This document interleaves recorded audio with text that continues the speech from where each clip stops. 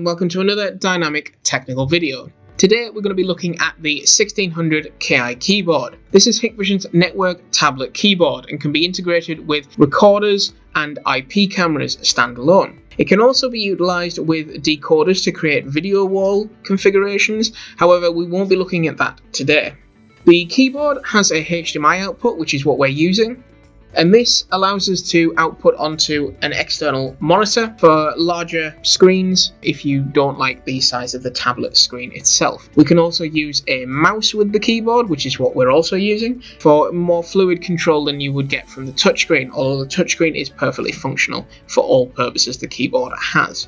The keyboard can also work over the Wi-Fi, which makes it more flexible than a standard network keyboard. And it can also be powered off PoE, which means if you have a position without any power supplies nearby or ability to get power, you can still run a Cat5 to the keyboard off a PoE switch or PoE injector and get that same functionality regardless. The keyboard has a built-in joystick, which means you still get that analog control as well.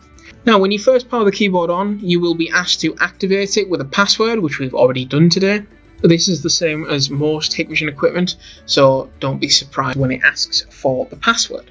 First of all, you need to go to the cogwheel at the top right to get our network up and running. If we're using the Wi-Fi, we would need to go to the WLAN section on the left-hand side and log into our Wi-Fi connection there. But today we're using a hardwired connection and we're using a static IP, which we've already configured. By default, the keyboard comes with an IP address of 192.0.0.64, which in most cases will need to be changed.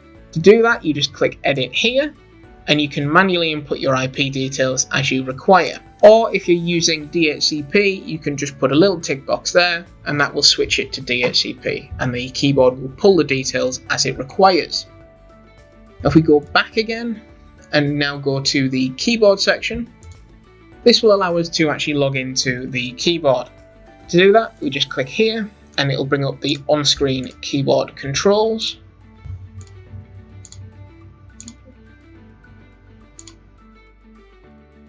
We also tick remember password. You don't have to do this, but it does make it easy to log in because you don't have to type in the password every single time. And then just click login. And from here, we gain access to our keyboard. The first thing we need to do is add devices to the keyboard. Like with IVMS or with the recorders themselves, you do need to add the either the cameras direct or the recorders to the keyboard that you wish to control, or the cameras you wish to control. To do this, you can either use the plus button here to manually add, or you can use the SADP that's built into the keyboard just up here. Today we're going to do manual adding. So first of all, we're going to add our NVR that we have on our network via its IP address and password. The keyboard will also ask for a verification code, so if you're using stream encryption on the recorder, you do need to put that in. And depending on the device you're using, you may need to choose the 𝐂𝐸𝐕 protocol. If you're using a HIKVISION device, default is fine, but if you're using a third-party recorder, for example, 𝐂𝐸𝐕 may allow the keyboard to be compatible with your recorder, but it depends on the profile of 𝐂𝐸𝐕. We also want to add our PTZ.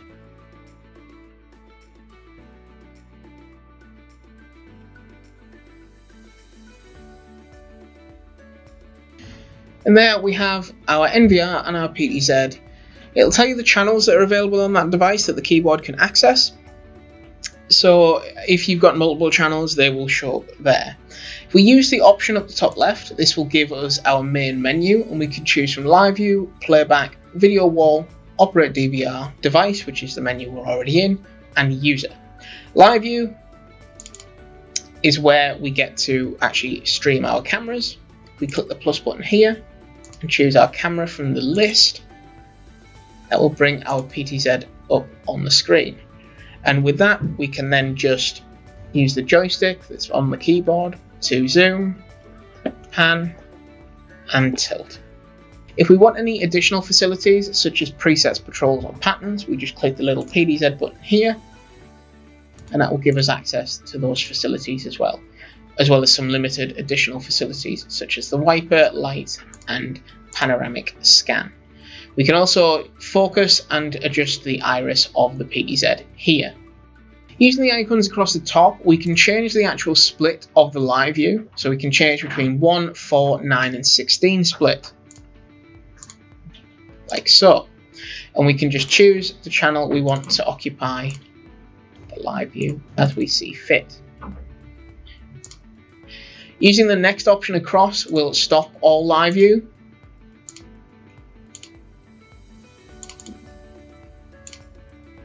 And then the suitcase icon gives us some additional features such as full screening the live view, removing the menu from the visible area. We can also take capture and recordings to a memory stick that's connected to the keyboard if we have one available. And you can also use the top button on the joystick to also take snapshots as you are in live view. And the view option allows us to see what resolution we are currently viewing our camera in. The keyboard can decode usually 1 or 2 cameras at 2 megapixel. Anything above that, it will shift to the substring. We go into the menu again. We also gain access to Playback, which means the keyboard itself can actually stream from a recorder footage that is recorded on the hard drive. We can choose the camera we wish to play back just by clicking on it in the list, and it will give us our playback along the bottom. We can drag and drop where we want it to play back, or we can fast forward or slow down using the icons on the screen. Video wall is reserved for decoder configuration, which will come in a later video. Operate DVR allows us to use the front panel controls of a recorder to operate its menus remotely. Now, this is somewhat limited and fairly basic, so I wouldn't advise using this specifically to control the recorder. But if you want to, say, for example, change the live view layout of a recorder's output, you can do that quite easily by selecting the Mult button here.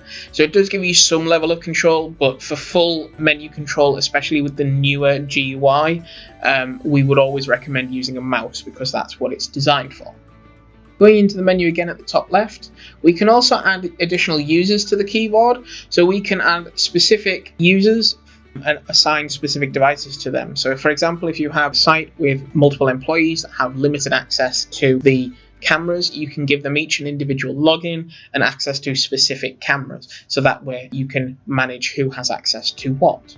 We go to the menu one more time and click the home button. The last thing we're going to look at today is just under the settings option again. The settings cog at the top right.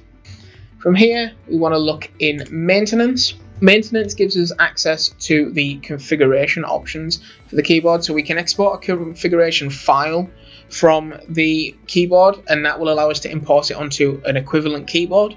So if we want to do a major deployment of settings across multiple 1600 KIs, we can use this feature. Restore defaults will restore the default settings of the keyboard. A simple default will restore everything besides the password and IP settings, and a complete restore will restore everything to factory default. And if you have issues with the keyboard, or if there's some operation that's been done that you wish to check up on, you can export the log to a memory stick and review that on a PC.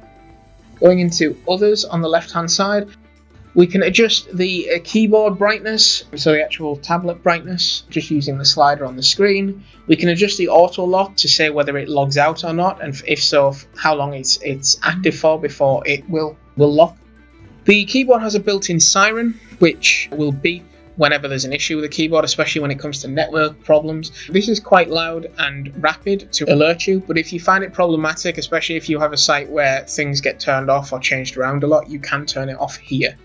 You can also adjust the external monitor resolution, so that's the output from the keyboard via the HDMI. You can choose how that is displayed here, up to 2 megapixel or 1080p, and you can also change it so that the keyboard will only display on the secondary screen, so the HDMI output. Beyond that, if we look into About, we gain some information on the firmware versions, the firmware version of the keyboard, and we can also do a firmware upgrade here. So if we have a firmware and a memory stick connected to the keyboard, we can just click upgrade here, and the keyboard will automatically find that firmware and go through the upgrade process, which is very useful. Okay, that is all we have time for today. As I said, we will be looking at doing something regarding the decoders on the keyboards at a later date. Hopefully, if you stay tuned, that should be around soon. Bye.